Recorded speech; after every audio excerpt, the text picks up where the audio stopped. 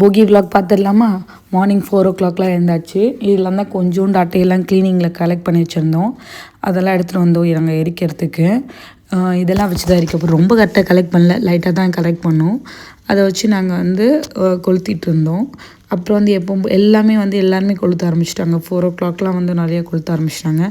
First அந்தளவுக்கு கொஞ்சம் எரிய மாட்டேன்னு சொல்லிச்சு. அதுக்கப்புறம் அப்படி இப்படி கொஞ்சம் பிரித்து போட்டு நல்லா அட்டையை நல்லா எரிய வச்சாச்சு. எப்போவுமே வழக்கம் போல் போகியை நல்லா கொளுத்த ஆரம்பிச்சிட்ட பிறகு அந்த மூலத்தை வச்சு நான் வீடு முழுக்க அடிச்சுட்டு வருவேன். இப்போ இங்கேருந்து ஸ்டார்ட் பண்ணுவேன். கொஞ்சம் சூடு பண்ணிப்பேன். இதில் ஹீட்லேயே கொஞ்சம் சூடு பண்ணிவிட்டு அப்புறம் நான் எல்லா இடத்துலையும் இவ்வளோண்டு தானே இருக்குது, இது எரியறதுக்குள்ளேயே நான் மேலே போயிட்டு எல்லா இடத்துலையும் அடிச்சுட்டு வந்துடணும். வீடு எப்படி இருக்குது பாருங்கள். இனி தான் க்ளீனே பண்ணணும். சரி, போகி அப்புறமா அன்றைக்கி தான் க்ளீன் பண்ணுவேன் மேக்ஸிமம். ஸோ எப்போவுமே அதனால் அப்படியே போட்டு வச்சுருந்தேன். 2 days அங்கே போய் ஸ்டே பண்ணனால இப்போ க்ளீன் பண்ணிட்டு போகிறேன். நான் இப்போ போகி வேகமாக நான் கொண்டு வரேன். அடிச்சுட்டு எல்லா இடத்துலையும் எல்லா ரூம்லேயும் காட்டிட்டு நேராக நான் அந்த நெருப்புக்கிட்ட வச்சு எரிச்சிடுவேன். இந்த பாருங்கள், எல்லா இடத்துலையும் நெருப்பு அதிகமாக பரவுதா. இப்போ பரவும்போது அதிலே நான் போட்டுருவேன். போகி போடுறதுக்கு முன்னாடி ஃபஸ்ட்டு நான் நல்லா அடிக்கணும். அதனால் எல்லா சைட்லேயும் நான் எல்லா கார்னர்ஸையும் கவர் பண்ண ட்ரை பண்ணுவேன். அப்புறம் போகி ஒரு 3 தடவை நெருப்பு ஒரு 3 தடவை சுற்றிட்டு நான் அதுக்குள்ளே போட்டுருவேன். நான் ஃபாஸ்ட்டாக சுற்றிட்டு இருந்தது, ஏன்னா அதுவே ரொம்ப கொஞ்சோண்டு தான் இருந்ததா. அதனால் அதுக்குள்ளே எப்படியாவது இது பண்ணிடணும்னு சொல்லிட்டு சுற்றிட்டேன். அவங்க ஃபார்மாலிட்டிக்கு ஒரு சின்னதாக 2 தட்டு தட்டிட்டு போகியை இது மூளை அதில் போட்டாச்சு. போட போகிறேன் நான்.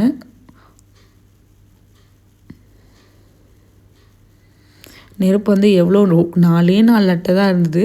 அதுக்குள்ளே எப்படியோ மேனேஜ் பண்ணி போட்டு மூலத்தையும் வேகமாக எரிச்சாச்சு. அந்த குச்சியும் அதிலே போட்டுருவேன் எப்போவுமே. நான் தொடப்பு குச்சி அப்படின்லாம் சொல்லி இது பண்ண மாட்டேன். இப்போ போகி அது எல்லாமே சேர்ந்து நல்லா ஏரியாகிற மாதிரி கொஞ்சம் நல்லா ஏற்றி விட்டுட்டு இப்போ அந்த இடத்துல நல்லா பெருக்கி சுத்தம் பண்ணிகிட்ருக்கேன் நான். அது கொஞ்சம் சூடாக தான் இருக்கும். ரொம்ப நிறைய இது பண்ணியிருந்தால் டக்குன்னு இது பண்ணியிருக்கலாம். பட் கொஞ்சன்றனால டக்குன்னு பெருக்கி தள்ளிட்டு கோலம் போட்டேன். அப்புறம் மார்னிங் ஆகிடுச்சு. நாங்கள் பிரேக்ஃபாஸ்ட்கே வெளியே போகலாம் அப்படின்னு சொல்லிட்டு பக்கத்தில் போகலாமா இல்லை டிஸ்டன்ஸாக போகலாமான்னு யோசிச்சுட்டு, சரி பாலாஜி பவனில் போய்ட்டு சிம்பிளாக பிரேக்ஃபாஸ்ட் சாப்பிட்டுக்கலாம் அப்படின்னு சொல்லிட்டு, ஏன்னா இன்றைக்கி ஃபுல் க்ளீனிங் இருக்குது. அதனால் பிரேக்ஃபாஸ்ட் வெளியே போய் சாப்பிட்டுட்டு க்ளீனிங் கண்டினியூ பண்ணலாம் அப்படின்னு சொல்லிட்டு பிளானு. நான் பூரி ஆர்டர் பண்ணேன் அண்ட் ஒரு மினி டிஃபன். அண்டு பூரி சாப்பிட்டுட்டு ஒரு மினி டிஃபனில் காஃபி வந்துச்சு. காஃபி குடிச்சிட்டு அப்படியே நேராக கலர் கோலம் வாங்க போயிட்டோம். ஏன்னா பொங்கலுக்கு புதுசாக கலர் கோலம் வாங்கினோம்ல, அதனால் கலர் கோலம் வாங்கினோம். இது ரொம்ப கலர்ஃபுல் நிறையா இருந்தது. ஏன்னா தான் அங்கே வந்த உடனே பார்த்துட்டாலும் ஒரு ரவுண்டு சுற்றி பார்த்துட்டு அப்புறம் மறுபடியும் வாங்கலாம் அப்படின்னு சொல்லிட்டு, ஏன்னா வாங்கிட்டு உடனே கிளம்பிடுற மாதிரி இருக்கும். ஸோ ஒரு ரவுண்டு அடிச்சுட்டு அப்புறம் வாங்க ஆரம்பித்தோம். கொஞ்சம் செலக்ட் பண்ணி ரொம்ப கலர்ஸ் வாங்கலை. 10 கலர்ஸ் வாங்கிட்டேன். பொங்கல் கான்செப்டுக்கு என்ன கலர்ஸ் தேவையோ அதை வாங்கிட்டேன்.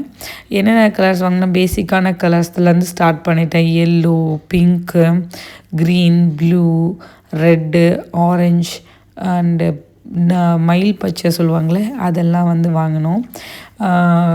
ரொம்ப க்ரௌட் எதுவுமே இல்லை. ஏன்னா கலர்லாம் வாங்குறவங்க வாங்கியிருப்பாங்க ஆல்ரெடி.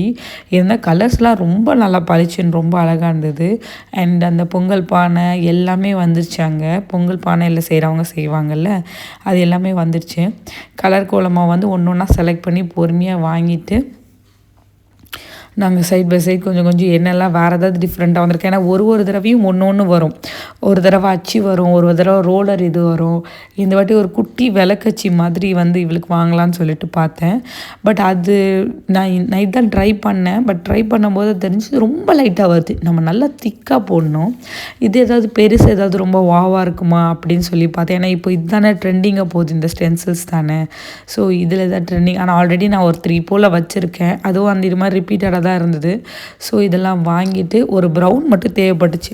ஸோ அதை மட்டும் வேறு கடையில் வாங்கிட்டு அந்த ப்ரௌன் வந்து தனியாக வாங்கிட்டு ஒரு 11 கலர்ஸ் போல் வாங்கிட்டு வந்தோம். எல்லாமே வாங்கியாச்சு. இதான் வந்து பொங்கல் செலிப்ரேஷன் வைப்பில் இருக்க ஸ்ட்ரீட்டு. ஈவினிங் போல் நல்ல க்ரௌடு வரும். நாங்கள் வாங்குறதெல்லாம் வாங்கிட்டு நடக்க ஆரம்பிச்சிச்சு நடந்து போகிற வழியில். ஏன்னா பொங்கல் அன்னைக்குன்னா எல்லாமே ரொம்ப க்ரௌடாகிடும், பூலாம் அப்போ ரொம்ப இதுவாக இருக்கும்னு சொல்லிட்டு இன்றைக்கே வாங்கிடலான்னு வாங்கியாச்சு. வந்த உடனே க்ளீனிங் பண்ணியாச்சு. பண்ணிட்ட பிறகு பிரியாணி ஆர்டர் பண்ணி சாப்பிட்டாச்சு. ஏன்னா ஃபுல் டே க்ளீனிங் ஒர்க்கே அதிகமாக இருந்தது. அப்புறம் கொஞ்சம் வந்து ஒரு ஷாப்பிங் போகலாம் அப்படின்னு சொல்லிட்டு ஈவினிங் காஃபி குடிச்சிட்டு ஜூடியோ ஷாப்பிங் போயாச்சு. ஜூடியோ ஷாப்பிங் போகும்போது ரொம்ப பெருசாக நாங்கள் நிறைய வாவா கிடைக்குன்னு நினச்சி, ஏன்னா சேல் போயிட்டுருக்கு. சேல் முடிய போகிறனால கொஞ்சம் கம்மியாக தான் இருந்தது. அது வேறு வந்து நைட் டைம் ரொம்ப லேட்டாக போனோமா, அதனால் ரொம்ப கம்மியாக தான் இருந்தது. சேல் இருக்குன்னு தான் சொன்னாங்க. பட் எல்லோரும் அள்ளிட்டு போயிட்டாங்க பொங்கலுக்கு. அப்புறம் வரும்போதே அப்படியே வெஜ்ஜீஸை வாங்கிக்கலாம் அப்படின்னு சொல்லிட்டு வரும்போதே வெஜ்ஜீஸ்லாம் வந்து வாங்க போயிட்டோம். அப்படி வந்து வெஜ்ஜி மட்டும் தான் வாங்குகிற பிளான் இருந்தது.